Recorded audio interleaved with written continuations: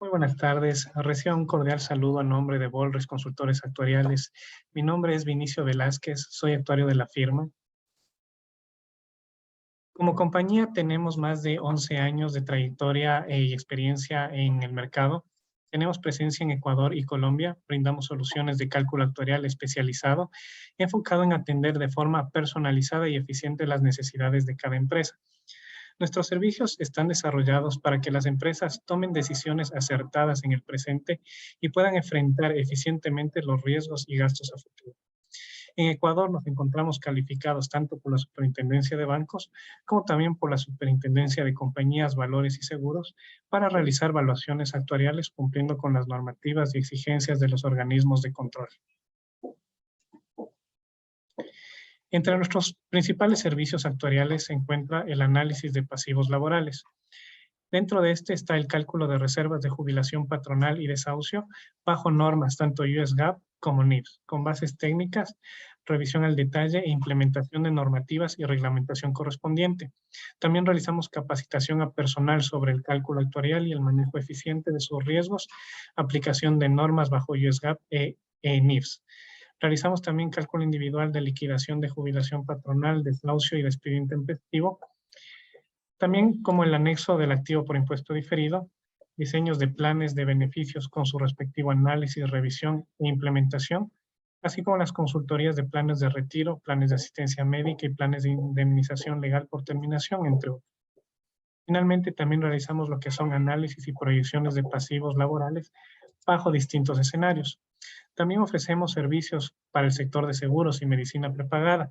Entre ellos, los principales productos están la elaboración de notas técnicas, el cálculo y revisión de reservas técnicas, desarrollo y revisión de material de suscripción para las empresas de seguros, entre otros productos.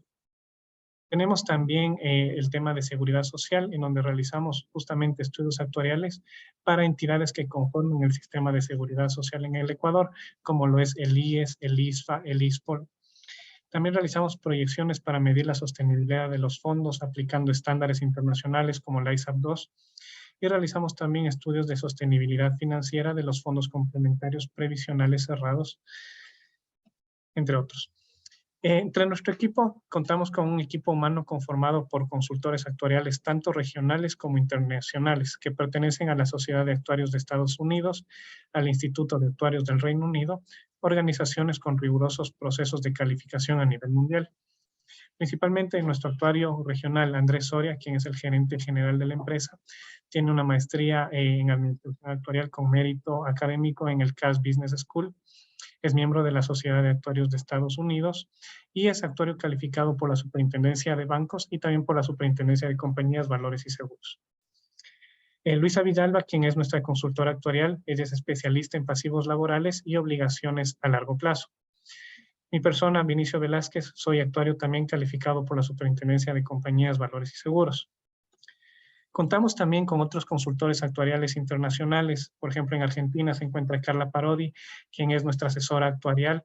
También tenemos actuarios de Inglaterra como Laura y Peter, quienes nos brindan asesoría especializada, sobre todo para revisiones en el caso de algunos temas especiales. Algunas empresas necesitan realizar alguna revisión o alguna verificación. Nos colaboran Laura y Peter. Tenemos también a Tatiana Kondratieva, quien es nuestra gerente de Bolres Colombia. Hemos atendido, bueno, a más de 1,500 empresas a nivel local. También hemos trabajado a nivel internacional en más de 9 países en Latinoamérica. A nivel local hemos trabajado con lo que son todas las empresas del grupo de corporación favorita, Grupo KFC, Hospital Los Andes, Banco de Machala. También tenemos experiencia en lo que es el sector público como CNT, BIES, BDE, entre otros. Tenemos también aquí unos testimonios de nuestros principales clientes como Corporación Favorita, quienes ya hemos venido trabajando algunos años y se encuentran muy felices con nuestro servicio. Comentarios de Farmenlace, Banco de Machala, también con quienes ya hemos venido trabajando algunos años. Finalmente le dejo aquí nuestros contactos para las oficinas de Ecuador y Colombia, ¿sí?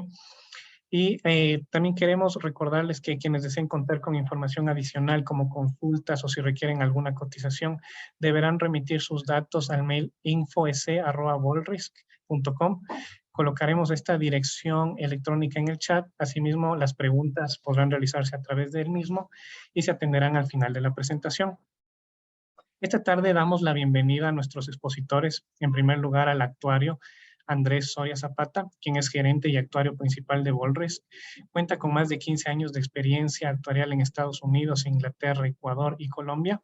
Él es miembro asociado de la Sociedad de Actuarios de los Estados Unidos y es miembro también de la Asociación Colombiana de Actuarios. Es calificado también para realizar evaluaciones actuariales por la Superintendencia de Bancos y Superintendencia de Compañías, Valores y Seguros del Ecuador. Asimismo, damos la bienvenida a Luisa Villalba, quien es ingeniera comercial de la Pontificia Universidad Católica del Ecuador. Ella es especialista en pasivos laborales y obligaciones a largo plazo.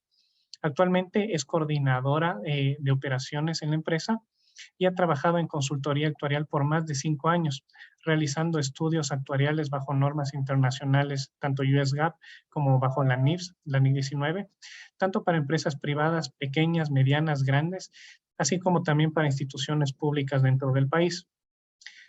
El tema de la presente charla es el impacto actuarial y tributario en el año 2022. Iniciará Andrés Soria presentando lo que son los beneficios a los trabajadores. También procederá con la introducción al cálculo actuarial. A continuación procederá Luisa Villalba con lo que es la explicación de los impuestos diferidos y cambios en la deducibilidad 2022. A continuación con ustedes, Andrés Soria. Muchas gracias, Vinicio, y una buena tarde con todos. El día de hoy estaremos enfocados en el cálculo actuarial. ¿Cuáles son los principales cambios que podemos prever para este 2022, tanto en la parte contable, actuarial y también desde la perspectiva tributaria, quien se va a encargar Luisa Villalba? Con respecto a los beneficios de los trabajadores, los dos beneficios que están usualmente sujetos a la evaluación actuarial son la jubilación patronal y el desahucio, los cuales están contemplados dentro del Código de Trabajo.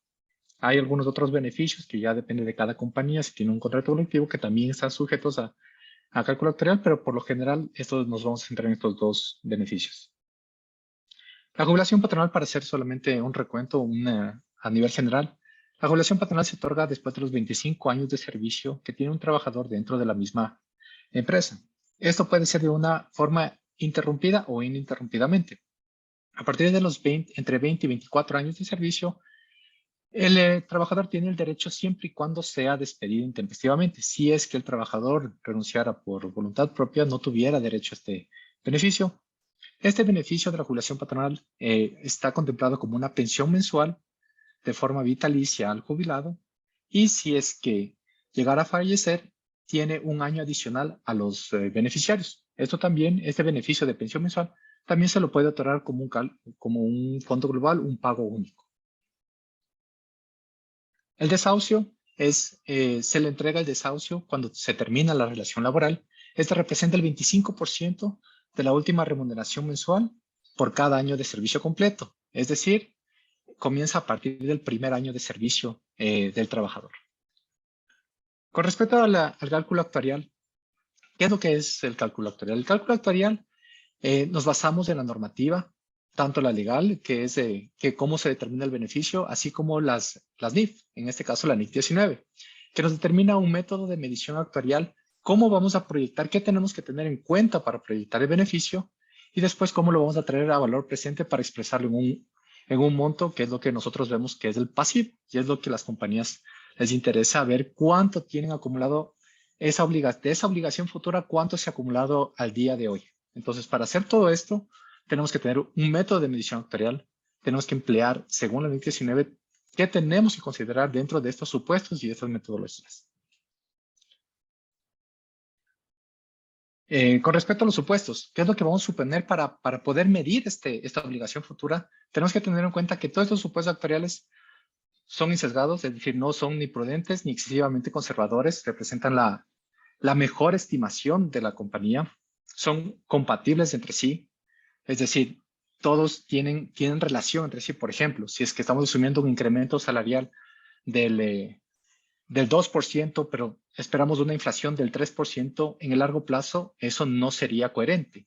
No sería coherente asumir un incremento salarial inferior a una inflación proyectada en el largo plazo. Puede ser que en el corto plazo, por situaciones atípicas o por situaciones muy puntuales se pueda dar, pero en el largo plazo no se esperaría que se diera esa situación. Y como ya lo comenté, esto tiene que representar la mejor estimación de la entidad.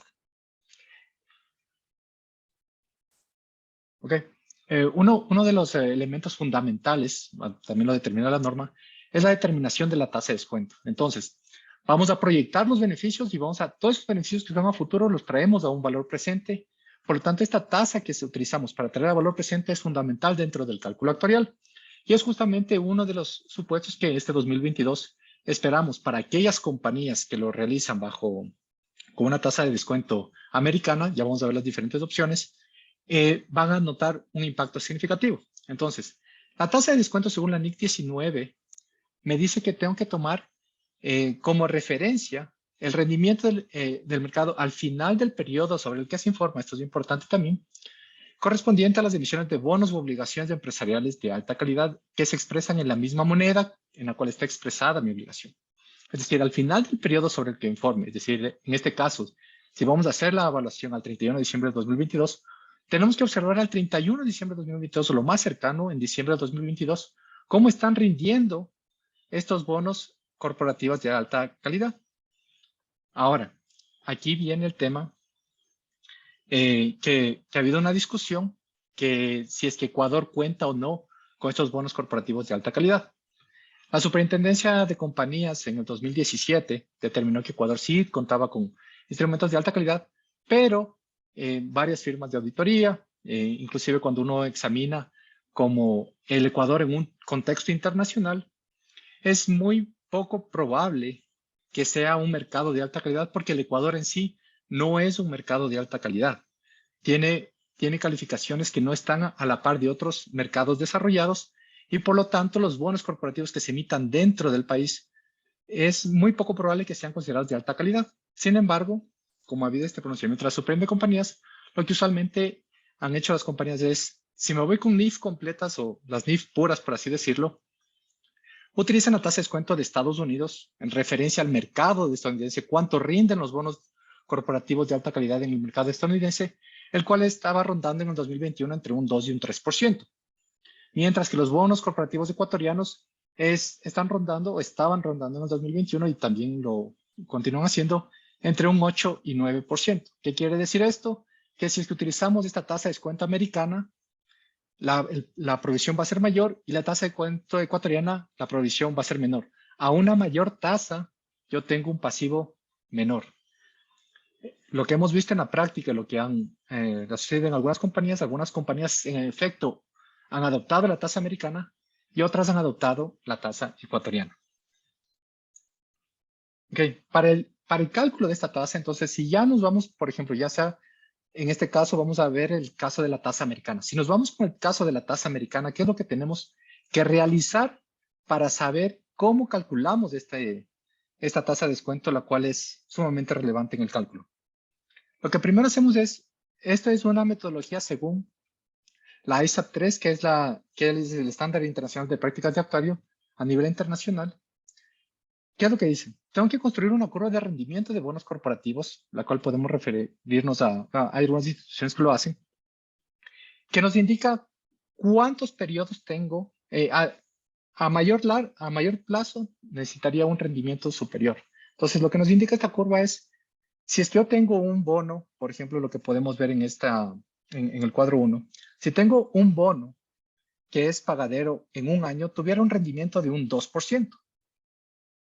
Mientras que si tuviera un bono pagadero de 10 años, tuviera un rendimiento de aproximadamente el 3%. Esto estamos haciendo con la información del 2021. Esto quiere decir que si es que si yo tengo una obligación similar que es pagadera en 10 años, tuviera que utilizar un rendimiento del 3%, y si tengo una obligación que es pagadera en un año, tuviera que utilizar el 2%. Entonces, primero es la construcción de esta curva de rendimientos. El segundo punto es la determinación de los flujos de caja esperados de los beneficios según la NIC 19. Entonces, esto quiere decir que aquí construimos qué es lo que la entidad va a esperar a pagar a futuro en base a la demografía actual de la compañía. Es decir, yo puedo tener una persona que ya tiene 30 años de servicio, 60 años de edad, ya estamos esperando que se le pague inmediatamente. Entonces vamos a esperar un flujo de caja inmediato. Mientras que puedo tener otra persona que tiene 10 años de servicio, por ejemplo, unos 40 años de edad, y a esa persona, si es que se le llegara a pagar la jubilación patronal, se tienen que incluir las probabilidades, en 15 años se pagaría la jubilación patronal, por lo tanto me reflejaría el flujo en 15 años más. De esa manera se construyen todos los flujos de caja para la compañía y ya tenemos una visión clara de cómo va a ser, cómo es las obligaciones a futuro de esta compañía, tanto para lo que es la jubilación patronal como para el desahucio. Porque si bien es cierto, la jubilación patronal se espera pagar en un único punto, es decir, vamos a tener un único flujo de caja para una persona.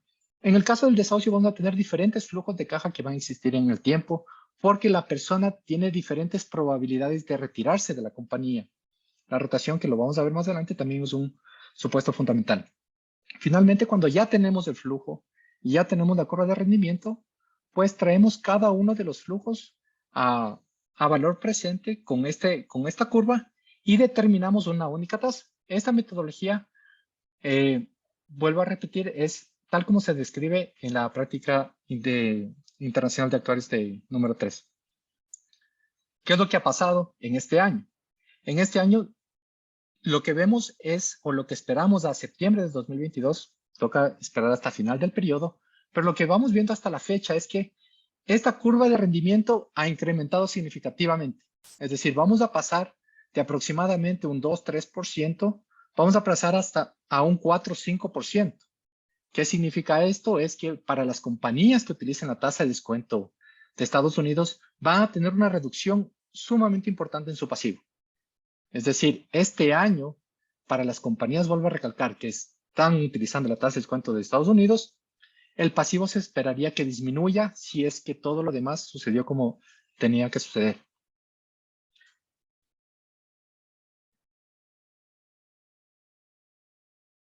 Ok, aquí hemos puesto un ejemplo de qué es lo que pasa si es que tenemos un 2,7% versus si tuviéramos un 5%. En este caso, hubo una reducción total, en este ejemplo, que esperaría de un 15%. Las reducciones pueden estar rondando entre un 12-17% aproximadamente. Entonces, sí vamos a tener tanto de la jubilación patronal como del desahucio una reducción importante, especialmente en la jubilación patronal, porque si el desahucio se paga, es más pronto al pago, la jubilación patronal sí se tiene que esperar hasta los 25 años de servicio, por lo menos, para que el trabajador ya haya cumplido o adquirido todos sus derechos y finalmente se retire de la compañía. Este 15%, ¿qué es lo que vamos a ver? Eso es en el pasivo. En el estado de resultados, cabe resaltar que en el 2022, hablando de NIF completas, en el 2022 no vamos a ver ningún cambio en el estado de resultados. Es decir, mi PIGO, mi estado de resultados no va a verse afectado. ¿Por qué? Porque este costo de servicio, este costo por interés, es con base al 31 de diciembre del 2021, que es el proyectado para el 2022. ¿Dónde vamos a notar la diferencia o dónde lo vamos a reconocer? Es en el otro resultado integral. Aquí vamos a tener o esperaríamos tener una ganancia actuarial por supuesto financiero significativa, lo cual es parte del ORI para NIF completas. Las NIF para pymes me permiten este otro resultado integral, esta ganancia o pérdida actuarial, reconocerla en el estado de resultados. Yo, si es que estuviéramos hablando de una NIF para pymes, tuviera la opción de este efecto, incluirla dentro de mi estado de resultados. Pero claramente esto tiene que ser una política, no puede ser que cambie solamente porque este año me conviene. Es una política que se tiene que adoptar consistentemente dentro de la compañía. Entonces, si es que se puede observar en esta diapositiva, en el lado izquierdo podemos ver cómo sería la conciliación si la tasa de descuento no hubiera cambiado. Es decir, tuviéramos una ganancia o pérdida actuarial, esperaríamos una tasa ganancia o pérdida actuarial pequeña, nos manejaremos el cambio en el pasivo, sería algo similar, pero si es que vamos a reflejar una tasa de descuento más alta, que es lo que esperamos que pase este periodo, vamos a reflejar un pasivo mucho menor, pero el cambio vuelvo a repetir, el cambio se va a notar vía ganancia o pérdida actuarial, lo cual se reconoce en el ORI. Okay, algo que, eso es con respecto a la tasa de descuento, algo para mencionar antes de pasar al tema de rotación. En el caso de las empresas que están utilizando una tasa de descuento ecuatoriano o en base a los bonos corporativos ecuatorianos, no se espera un cambio significativo en este periodo. Esperamos que se mantenga aproximadamente un 8%. Todo depende también de la demografía de la compañía, pero no esperaríamos cambios significativos así como la tasa de descuento americana. Si antes o en años anteriores la diferencia era mucho más significativa entre tasa de descuento ecuatoriana y tasa de descuento americana. Estamos hablando de que la tasa de descuento ecuatoriana bordeaba el 8, mientras la tasa de descuento americana bordeaba el 2, el 3. Ahora vamos a hacer un 8 versus un 5. Inclusive, se espera que en noviembre también la Reserva Federal incremente las tasas de interés, lo cual empujaría inclusive un poco más la tasa de descuento para arriba.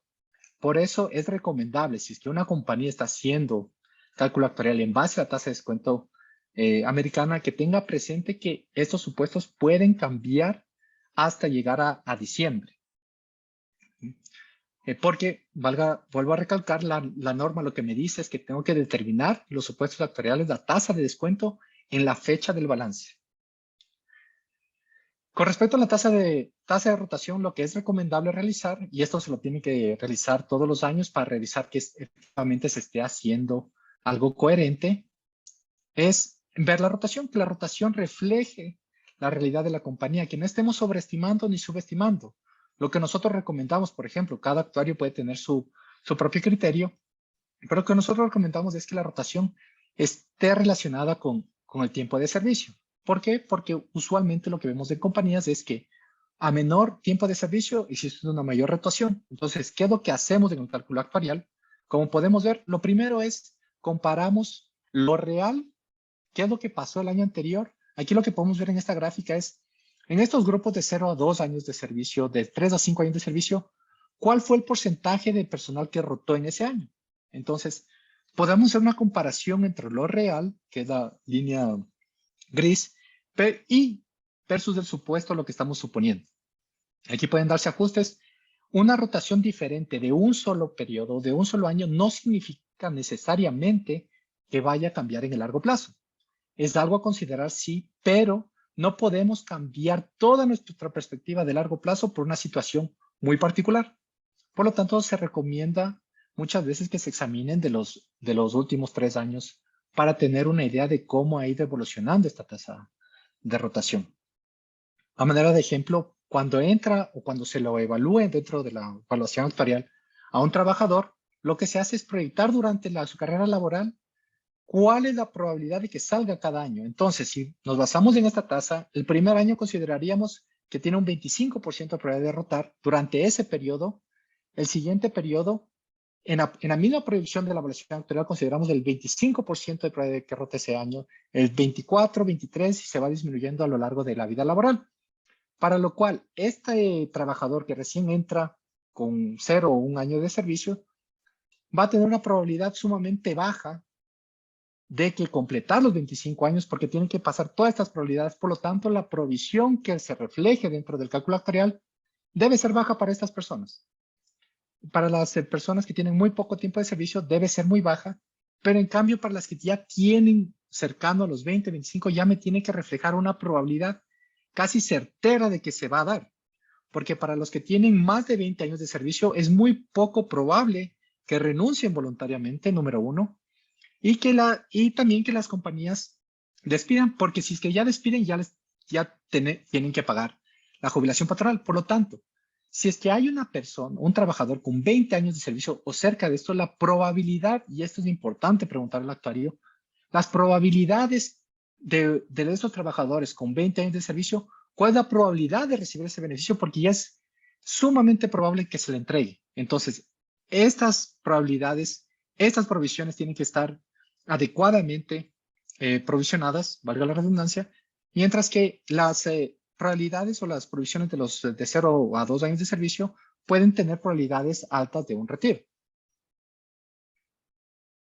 Algo también para comentar es este efecto que hemos visto del tema en Estados Unidos, que ha incrementado las tasas de interés, se debe principalmente a que en Estados Unidos hubo un incremento en la inflación, en las perspectivas inclusive de largo plazo de la inflación.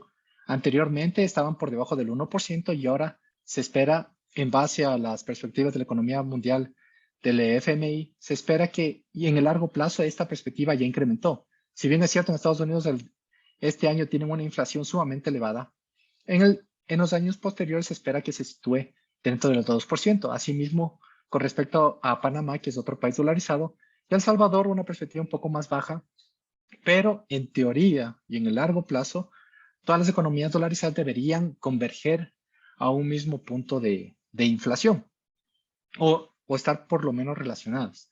En Ecuador, ¿qué es lo que se dice de Ecuador? Si bien es cierto, tenemos un poco más alto la inflación en este periodo, en el largo plazo se espera que se sitúe en el 1%. Esto es importante tenerlo en cuenta para poder definir el incremento salarial también a futuro. Ahora voy a dar paso a Lisa Villalba, quien nos explicará también desde la perspectiva tributaria qué va a cambiar en este 2022. Muchas gracias, Andrés. Eh, Como tercer punto, vamos a ver lo que son los impuestos diferidos y el cambio en la deducibilidad del año 2022. Es decir, qué va a pasar en el año 2022 con respecto a la deducibilidad de jubilación patronal y desahucio.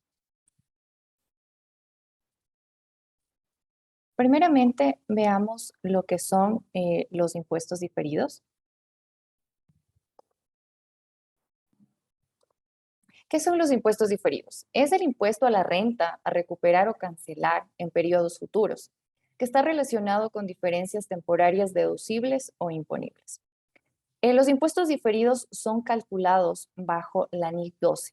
Existen métodos de cálculo, este tema tiene un poco de divergencia con el método de resultado y el método del balance. Vamos a ver cada uno de los métodos y principalmente que esta diferencia no es solo contextual, ya vamos a ver un ejemplo para ver que existe una diferencia numérica también en el cálculo. ¿Cómo calculamos los impuestos diferidos bajo el método de resultado? Me indica la NIC 12 que tome lo que son cuentas, una comparación de cuentas que se registran en el estado de resultados. En este caso, dentro del estudio actuarial, estas cuentas es el costo de servicio y el costo por interés, que contablemente se lo conoce como el gasto del periodo. Haciendo la suma de estos dos rubros por una tasa impositiva, obtenemos lo que es el impuesto diferido. El método del balance, como menciona la NIC 12, me indica que primero vea cuál es mi importe en libros, que en este caso es la provisión al final del periodo que estoy realizando el estudio actuarial, y a esto lo reste una base fiscal. A esta diferencia multiplicada por una tasa impositiva, tenemos lo que son los impuestos diferidos. La diferencia del método del balance con el método de resultado es que el importe en libros no tiene únicamente cuentas de resultado, también se incluye lo que es la ganancia o pérdida actuarial. ¿Por qué comentaba que este tema es un poco divergente? Porque la NIC 12, años atrás, del año de 1996, me permitía para mis impuestos diferidos utilizar lo que es el método de resultado. Es decir, utilizar cuentas solo que se enviaban al estado de resultados. La norma fue modificada y me indica que ya no debo utilizar el método de resultado, que utilice el método del balance, es decir, una comparación de cuentas de activo y pasivo de carácter temporario. Para poder entender de mejor manera, vamos a ver este ejemplo. Tenemos una persona con un tiempo de servicio de 15 años, un pasivo histórico de 2017 de 5.594, al cierre del año 2018, 6.555, al 2019, 6.894, y en este caso, el 2020 de 6.649. Para este ejemplo, hemos calculado lo que es la generación para el año 2021 y también al acumulado al cierre de ese año. Tenemos el costo por servicio y costo por interés, que es el gasto del periodo, la ganancia o pérdida actuarial, que si es NIF completas, es otro resultado integral, y el pasivo el 31 de diciembre de 2021, que es 8.333. Si yo tomando en cuenta lo que menciona la generación por el método de resultado, utilizaría estas dos cuentas, que es enviado al estado de resultados, que es costo por servicio y costo por interés, hacemos la suma y multiplicamos por una tasa impositiva. Para este ejercicio ha sido el 25%. La generación del método del balance. ¿Qué me indica? Que utilice un importe en libros y también una base contable multiplicando por una tasa impositiva. Aquí podemos ver que la diferencia de la generación por método de resultado es 242 y tomando en cuenta las tres cuentas como el método del balance, costo por servicio, costo por interés y ganancia o pérdida actuarial, por la tasa impositiva 421. Para poder presentar lo que son los impuestos diferidos, se debe mostrar una conciliación para que la empresa pueda conocer cuál es su histórico, lo que sucede en el año, si hay una reversión, si hay personas que se retiran de la empresa y cuál es el final, es decir, una idea acumulada. Aquí partimos de un histórico de 264 en el año 2020. Partiendo del estado del método de resultados, la generación del 2021 es 242 y del balance es 421. Si hacemos la conciliación, es decir, sumar los dos rubros, el idea acumulado 2021 es 506 y 685. Existe una diferencia. ¿Cómo podemos comprobar o cómo me menciona la NIC 12 que debe ser calculado? Es la base fiscal y la base contable. Es decir, ¿cuál es la base contable en este caso? 2021 es la provisión, 8,333. Mi base fiscal 2021 para este ejemplo es la provisión 2017, 5,594, es cuando se produjo nuestro cambio en nuestra ley tributaria, 5,594, y esta diferencia por una tasa impositiva es 685. Como ustedes pueden observar, partiendo de un consolidado, es decir, la suma de los dos rubros, histórico más una generación de este año, 685, y también verificando, como menciona la NIC 12, llegamos al mismo valor. Si existe el método de resultado 506, con 685 son diferentes. Hay que tomar en cuenta que esto también es decisión de la entidad. Nuestra sugerencia para lo que son impuestos diferidos es que se tome en cuenta el método del balance, pero ya es una decisión interna si todavía quieren mantener el método de resultado, tomando en cuenta que esto no está bajo la NIC 12 y lo que mencionan las normas internacionales de información financiera. Verificando ya lo que es los impuestos diferidos y recordando un poco cuál es el método, vamos a topar lo que es la normativa tributaria histórico, que ha pasado desde el año 2017 hasta el año 2021 y qué va a suceder este año. Hasta el 31 de diciembre del 2017, ¿qué era deducible?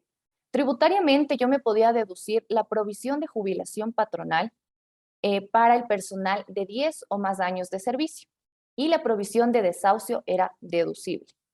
¿Qué no me podía deducir? Era la provisión de jubilación patronal para el personal de menos de 10 años de servicio.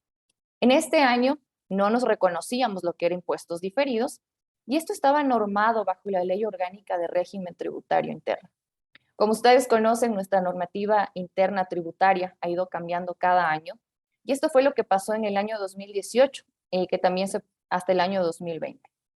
¿Qué era deducible? La ley vuelve a cambiar y me dice que ahora ya no es las provisiones. Ahora es deducible los pagos de jubilación patronal que yo haya desembolsado, pero que no provengan de provisiones constituidas anteriormente. ¿Qué no era deducible? Es decir, la provisión de jubilación patronal y desahucio. Y en este año, en el año 2018, a partir de este año, ya nosotros reconocemos lo que son impuestos diferidos para los dos beneficios.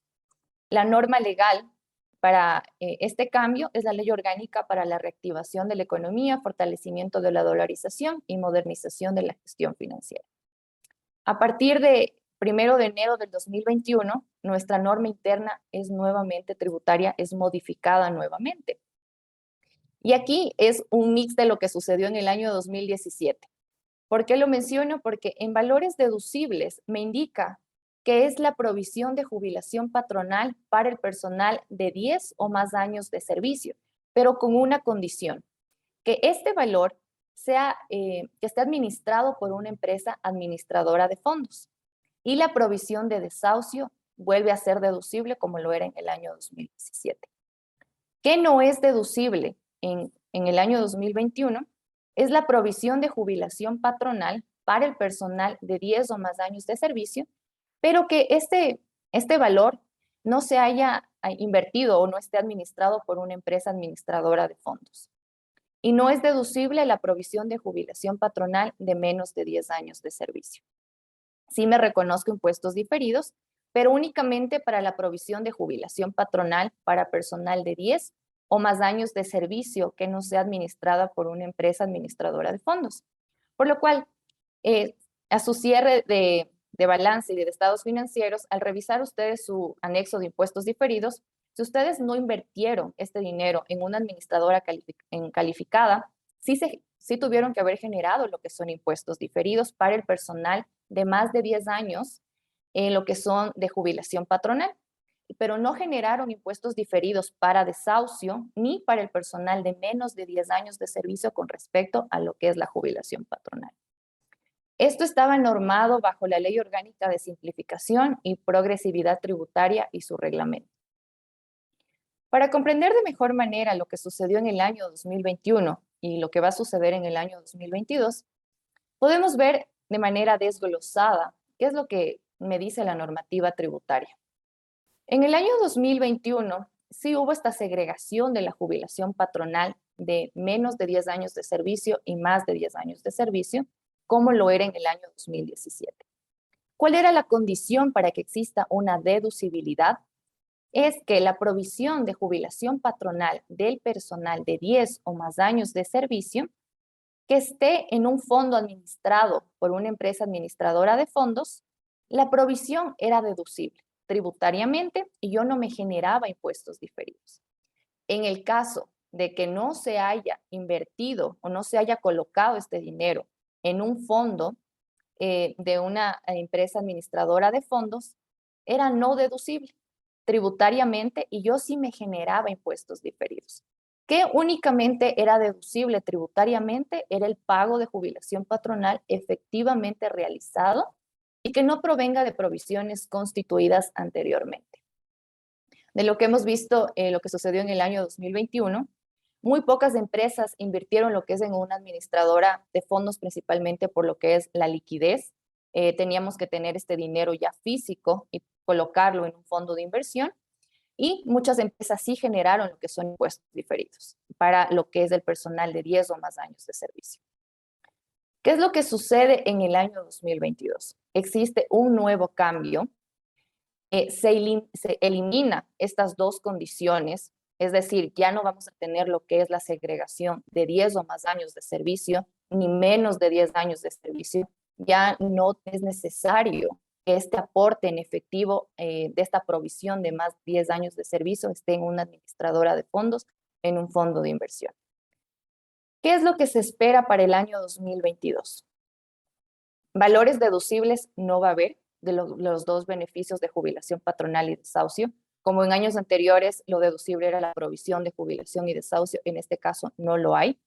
Esto se vuelve no deducible. Provisión de jubilación patronal y la provisión de desahucio son no deducibles.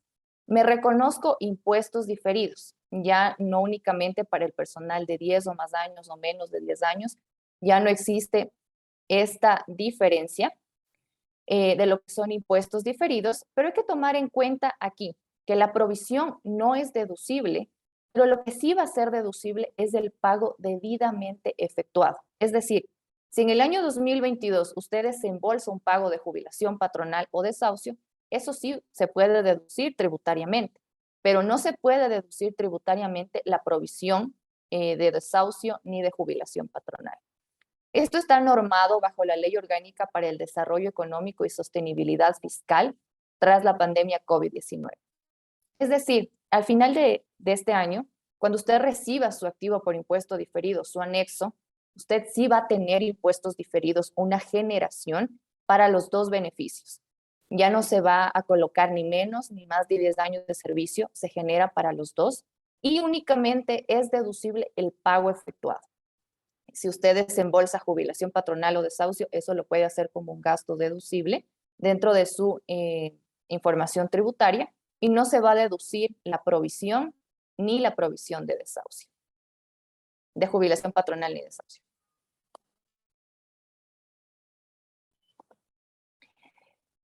Eso principalmente con respecto a lo que son los impuestos diferidos y el cálculo actuarial. Aquí ustedes pueden ver, aquí tenemos un código QR en el caso de que ustedes tengan alguna consulta o inquietud.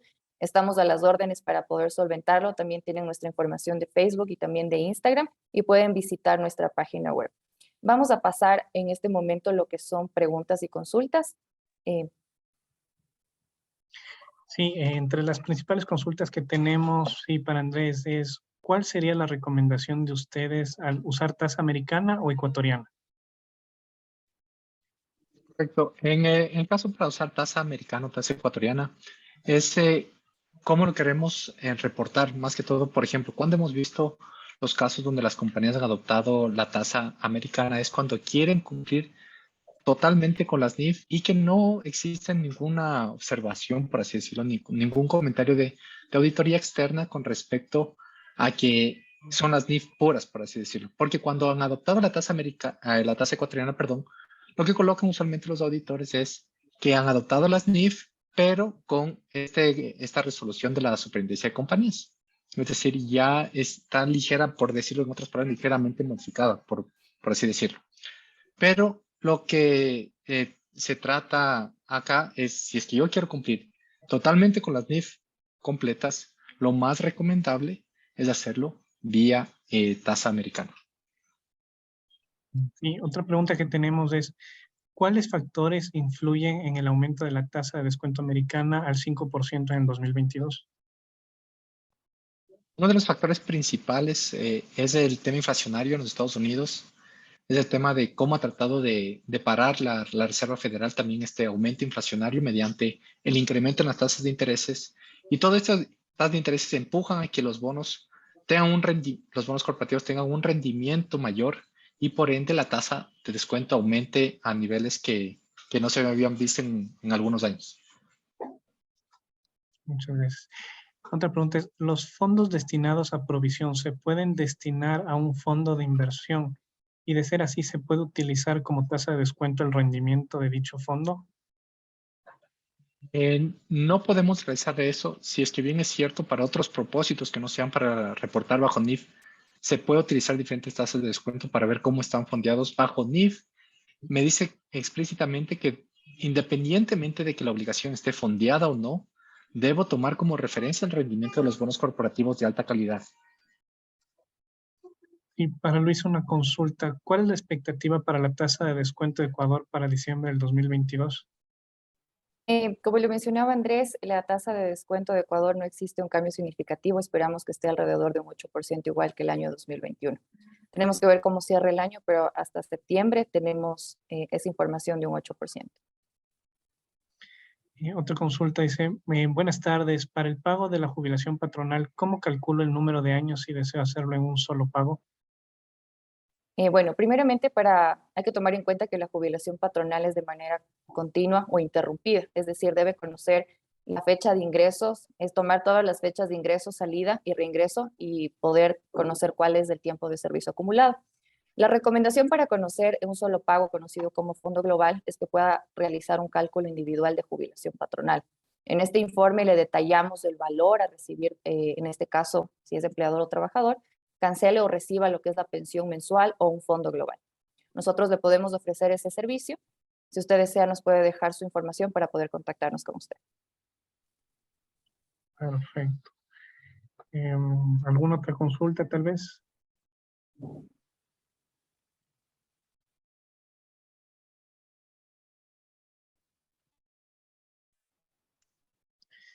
Dice, este año se genera por activo o por impuesto diferido por toda la provisión de jubilación patronal y desahucio, así sea para NIF pymes. Todas las NIF para pymes, ¿cuál es la diferencia con respecto a las NIF para pymes? Es que la NIF para pymes, esta ganancia o pérdida actuarial, la podemos reconocer vía estado de resultados. Tenemos la opción en NIF para pymes para reconocer esto.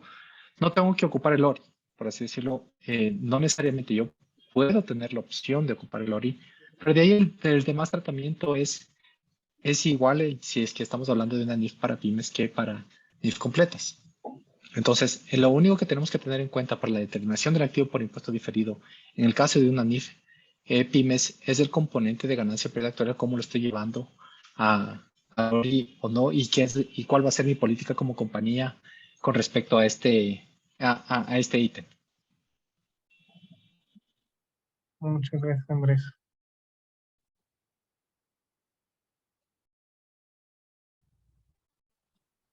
Una revisada.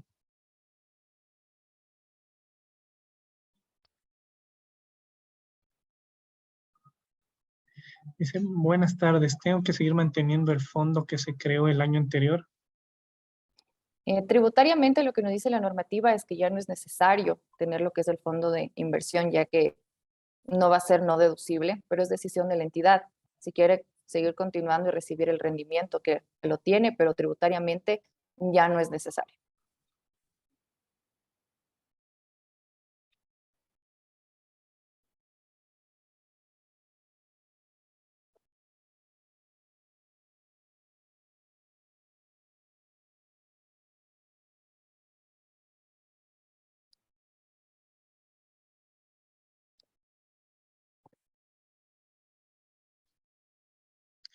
Dice, si en 2021 generé un fondo para tomar la deducibilidad de la jubilación, ¿puedo ocupar ese dinero en el 2022? Hay que tomar en cuenta que los fondos de inversión tienen un contrato y cláusula de un plazo. Si el plazo se cumple y usted ya puede recuperar ese dinero, lo puede ocupar. Tributariamente no es necesario, pero tiene que conocer cuál es el plazo de, del- de aquí del fondo que usted invirtió.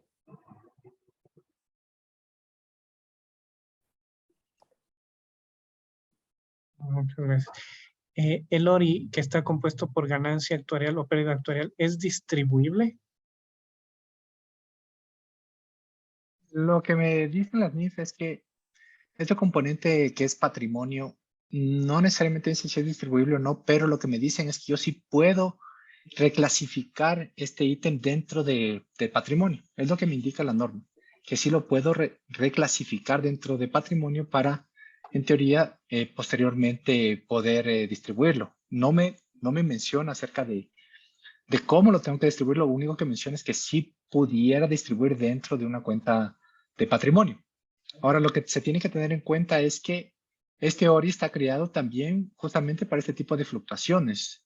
Si es que estamos teniendo, muchas veces podemos tener una pérdida actuarial, como lo hemos tenido con la disminución en las tasas de interés a lo largo del tiempo, y de repente tenemos una ganancia actuarial. Es decir, las tasas de interés vuelven a revertirse a incrementos en estas tasas, que no se sabe cuándo pase, pero es un tema de que si es que se ocupa el ORI o se reclasifica, por así decirlo, después no va a haber esta compensación porque el ORI está diseñado justamente para eso, para que se compense de un año a otro año por efectos de corto plazo que en productos, este producto es de naturaleza de largo plazo. No se especifica a dónde se reclasifica, sino que se especifica que únicamente puede ser reclasificado, ya es decisión de la compañía cómo desearía reclasificar, pero no me especifica de a qué otra cuenta tengo que ser. Lo único que me dice la NIC 19 es que yo puedo reclasificar este ítem del ORI. Muchas gracias, Andrés. No sé si alguien tiene alguna otra consulta.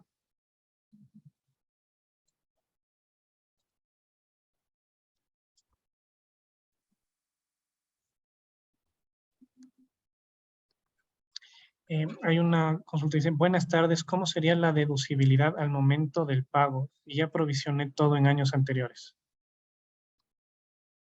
Correcto. Tendríamos que ver justamente cuánto se provisionó, cuánto fue deducible en su momento. Justamente se ve la diferencia, lo que Lisa mencionaba, entre el pago y los valores y que efectivamente se llevó este control del activo por impuesto diferido. Entonces, se ven estos elementos de cuánto se dedujo para evitar, por decirlo, una doble deducción. Eso es lo que el SRI va a estar pendiente de que no se deduzcan dos veces los valores que ya se dedujeron y solamente se pueda deducir el excedente. Una consulta para Luisa, dice, ¿la ganancia o pérdida actuarial es ingreso grabado o pérdida deducible para las pymes? Hay que tomar en cuenta que tributariamente no es deducible lo que es la ganancia pérdida actuarial o el costo por servicio y costo por interés. Únicamente en el año 2022 va a ser deducible el pago. En respuesta es no deducible.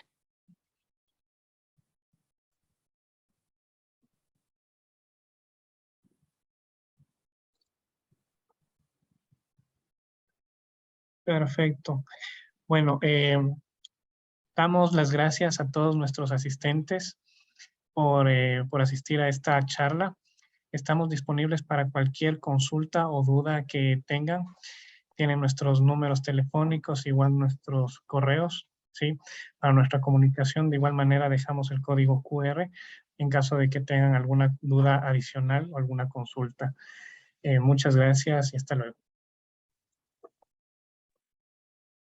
Muchas gracias. Una buena tarde.